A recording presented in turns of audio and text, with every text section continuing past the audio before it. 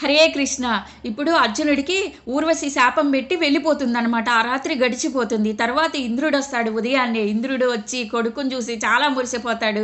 ఎందుకంటే అర్జునుడిని చూసి అంటాడు, అర్జున నువ్వు ఒక ఊర్వశి అందానికి నువ్వు పడిపోలేదు. ఆమె ఎవరో తెలుసా? శ్రీ మహావిష్ణువు తొడలో నుంచి పుట్టిన ఊర్వశి అందకత్త.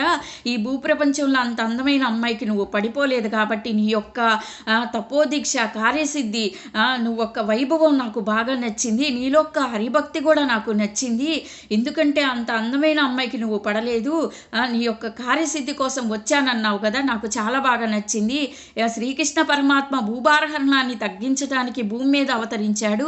అందుకు నువ్వు తోడ్పడుతున్నావు కాబట్టి నువ్వు చాలా బాగా నచ్చావు.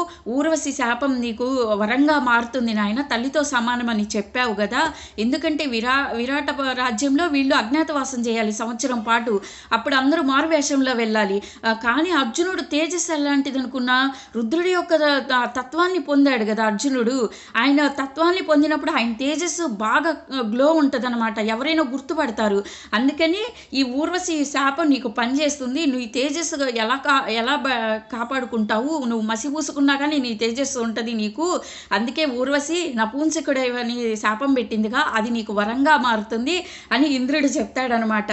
అర్జునుడి యొక్క గొప్పతనం చాలా మెచ్చుకుంటాడు. అర్జునుడిలో ఉన్న హరిభక్తి చాలా ఇష్టపడతాడు. ఎందుకంటే అర్జునుడు భగవంతుడి యందు భక్తి పొందినవాడు. ఎలాంటి స్వర్గ సుఖాలు అవసరం ఉండదమని అనమాట ఆయనకి.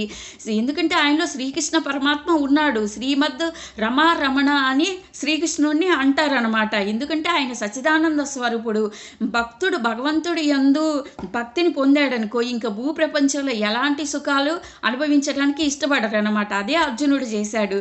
తర్వాత ఇంద్రుడు అర్జునుడికి ఏం చెప్తాడో నెక్స్ట్ వీడియోలో చెప్తాను. హరే కృష్ణ.